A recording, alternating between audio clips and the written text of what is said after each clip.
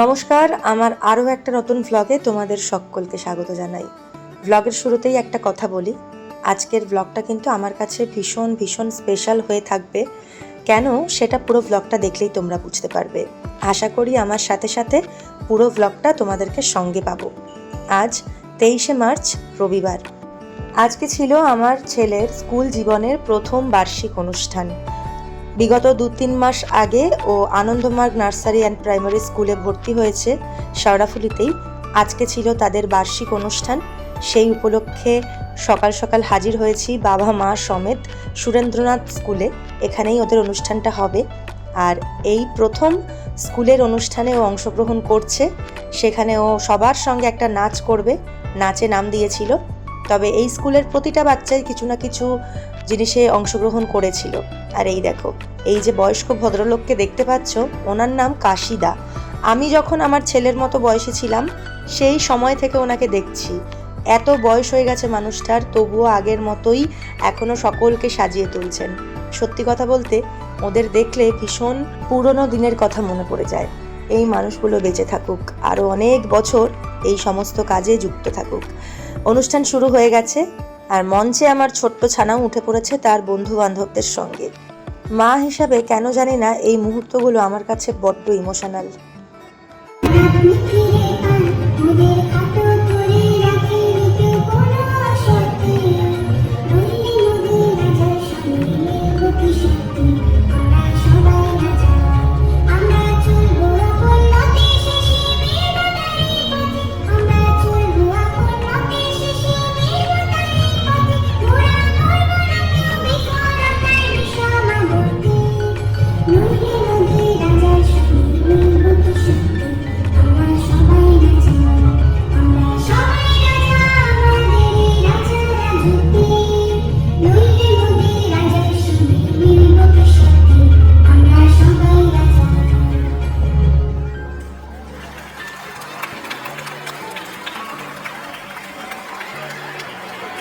খুব সুন্দর একটা নাচ করলো ছোট্ট বাচ্চারা মিলে। আর এদিকে বেরিয়ে দেখি সব শকুন্তলারা সেজেগুজে বসে আছে।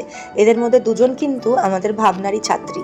আর এখন আরও অনেক অনুষ্ঠান হচ্ছিল, তবে বেশিক্ষণ আমি এখানে থাকতে পারলাম না, তার কারণ আমাকে আরও এক জায়গায় আসতে হয়েছিল, কিডিস ক্লাউড প্লে স্কুলে। ছানার যখন 1.5 বছর বয়স, ঠিক সেই সময় এই স্কুলে আমি ওকে ভর্তি করিয়েছিলাম ওর একাকিত্ব কাটানোর জন্য। একজন ওয়ার্কিং লেডি হিসেবে আমার ভীষণ মন খারাপ হতো যে আমি আমার ছেলেটাকে সময় দিতে পারি না, কিন্তু ও যেন একাকিত্বে না ভোগে। ঠিক সেই কারণেই ওই ছোট্ট বয়সে এইখানে ওকে আমি তুলে দিয়েছিলাম। এখানকার ম্যামরা স্যাররা মায়ের মতো বাবার মতো স্নেহে ওদেরকে মানুষ করেছে। আজকে ছিল সেই স্কুলে ফেয়ারওয়েল। সেকেন্ড হোম হয় বাচ্চাদের, তাদের 3 ঘন্টা যে থাকে বাচ্চারা, তারা যেন পুরো নিজেদের মতো করে নিজেদের সেকেন্ড হোম বলে এটাকে মনে করে। তো আমরা সবসময় চেষ্টা করি তাকে যতটা পারা যায় কেয়ারিং করে রাখা, মানে সবসময় বাচ্চাকে পুরো পুরোর মতো। এতগুলো দিন যেখানে ওরা ছিল, আজকে সেখানকার শেষ দিন। ভাবা যায়, মনটা ভীষণ ভারাক্রান্ত হয়ে গেছিল। স্যার ম্যামরা তো ভীষণ মন খারাপ করছিলেন, তার সঙ্গে আমরা বাবা মায়েরাও। আসলে জন্মের পর মা বাবা ছাড়া এনারাই ছিল ওদের পরবর্তী এবং দ্বিতীয় মা বাবা। ওদের কাছেই ওরা কিন্তু নিজেদেরকে মেলে ধরেছিল। ওদের সুখ দুঃখ সবটাই এই স্যার ম্যামদের কাছেই ছিল। পুরো বাড়ির মতোই ওরা এখানে থাকতো। আর আজকে বিদায় বেলায় তাই প্রত্যেকের মনে ভীষণ ভীষণ কষ্ট হচ্ছিল, আমারও হচ্ছিল বটে।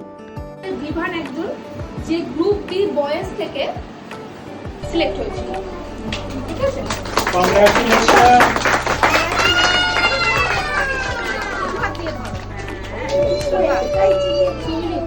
স্কুলে একটা ফ্যান্সি ড্রেস কম্পিটিশন হয়েছিল, সেটার জন্য পুরস্কার পেল। আর প্লে গ্রুপ থেকে নার্সারিতে উত্তীর্ণ হওয়ার জন্য আরও একটা সার্টিফিকেট পেল। এগুলো কিন্তু সারা জীবন আমাদের স্মৃতির পাতায় রঙিন হয়ে থাকবে। We will miss you. এরপর হবে কেক কাটিং। দেখি কত দূর হাত যায় বলবিটা একদম এই ধরো হাত আসছে না, হাত ধরো সবাই সবাই সবাই সবাই সবাই তো এই না ওটা আসছে আমার হাত ধরো টাকা। হ্যাঁ ক্ল্যাপ করো সবাই, ক্ল্যাপ। এই হ্যাপি বার্থডে।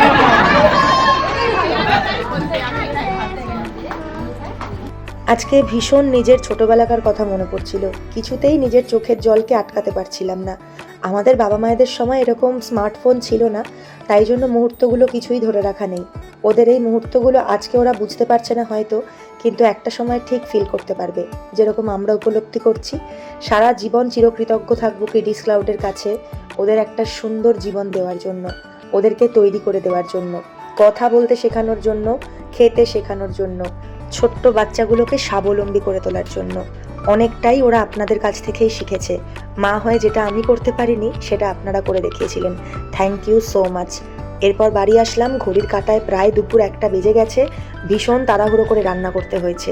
আজকে বেশি কিছু রান্না করিনি, গরমের মধ্যে আম দিয়ে টকের ডাল, এদিকে ইঁচড় চিংড়ি, আর করেছিলাম তেলাপিয়া মাছের ঝাল, কারণ আজকে বিকেলে রয়েছে আমাদের আরেকটা অনুষ্ঠান, সেই জন্যই ভীষণ তাড়াহুড়ো চলছে।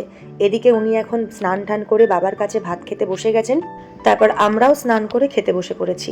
একটু রেস্ট নিয়ে বিকেলবেলা মেকআপ করছি, কারণ যেতে হবে আদর্শনগরের বসন্ত উৎসবে। এই অনুষ্ঠানটার কথা আমি অনেক দিন আগেই বলেছিলাম, তো সেখানেই এখন যাব। গরমটা আজকে অনেকটাই কম ছিল, সেই কারণে খুব একটা কষ্ট হয়নি। তারপর চলে আসলাম সোজা অনুষ্ঠান স্পটে, আর এই শুরু হচ্ছে আমাদের অনুষ্ঠান। আজকে কিন্তু পর পর অনেক নাচ দেখাবো, তোমরা সবাই দেখতে থাকো।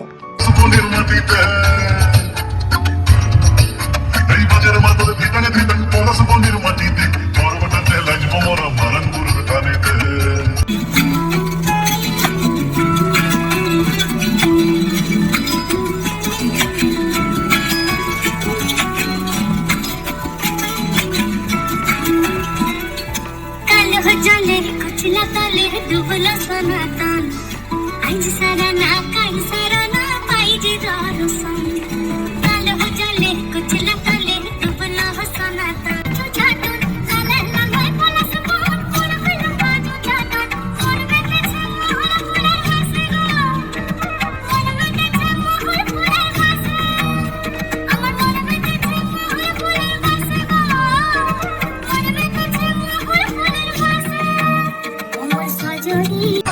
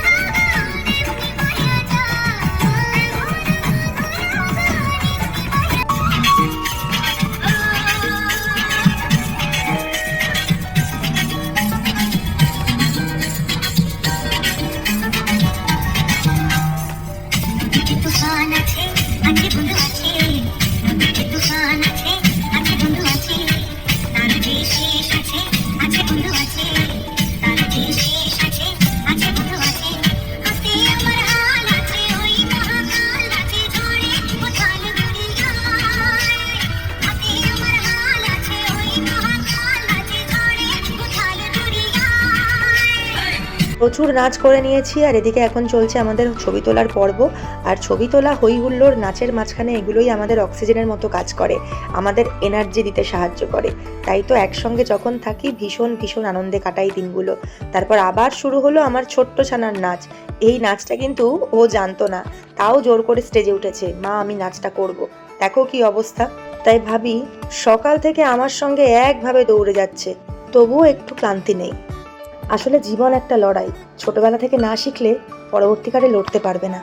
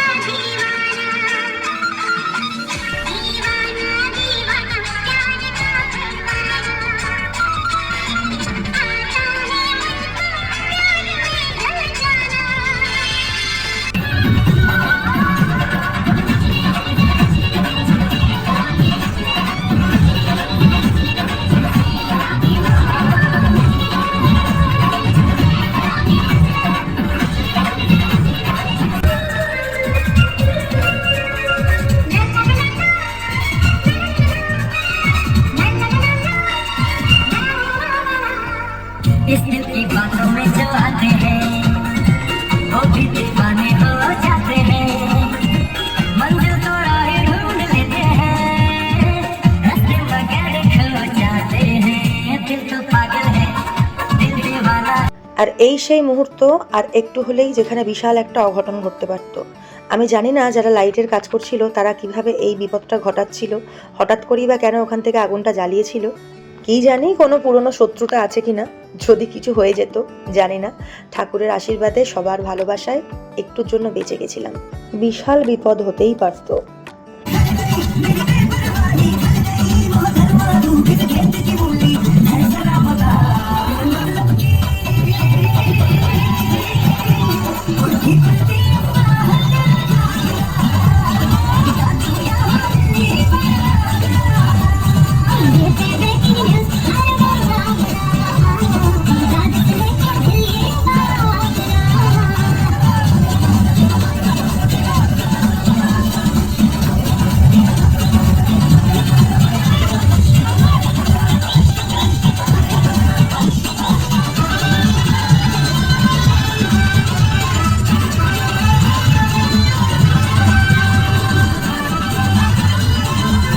যে শতরূপাদি বসেছিল তাকেও জোর করে টেনে নিয়ে মঞ্চে উঠিয়ে দিলাম।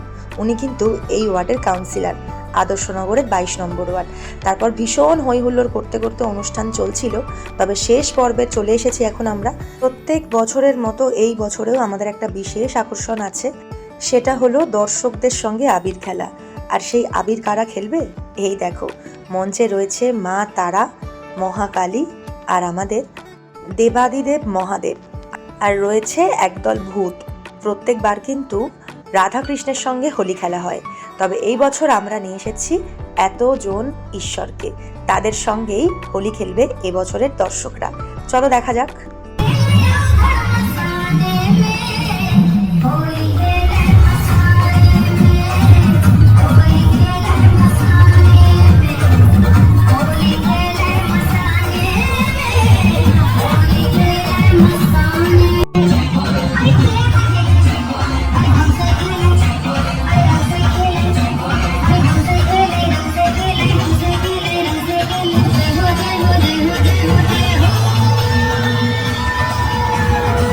ওখানে আর বেশিক্ষণ থাকার রিস্ক নিলাম না, কারণ গত সপ্তাহেও একটা বসন্ত উৎসব ছিল, সেখানে এত আবির খেলেছিলাম যে অত রাত্রে এসে বাড়িতে স্নান করতে হয়েছিল, আর শরীর ভীষণ খারাপ হয়ে গেছিল। আবির খেলতে তো খুব ভালোই লাগে, কিন্তু রোজ রোজ এরকম রাত্রেবেলা স্নান করলে শরীর আর দেবে না। সেই কারণেই সোজা চলে এসেছিলাম স্টেজের উল্টো দিকেই একটা বাড়ির ছাদে। সেখান থেকেই এই পুরো ভিডিওটা আমি করছিলাম। কি অপূর্ব লাগছে দূর থেকে দেখতে। সকল দর্শক একসঙ্গে মেতে উঠেছে আবির খেলায়, আমাদের সঙ্গে, ভাবনার পরিবারের সঙ্গে। আর এটাই দিন শেষে আমাদের প্রাপ্তি। এত ভালোবাসায় আমরা মুগ্ধ, আমরা আপ্লুত, আমরা অভিভূত। তোমরা যেভাবে দিনের পর দিন ভাবনাকে নিজের কাছের করে নিচ্ছ, আমরা সত্যি ভীষণ খুশি। এভাবেই আমাদের সঙ্গে থেকো। আজকের ব্লগটা এখানেই শেষ করছি। সবাই ভালো থেকো।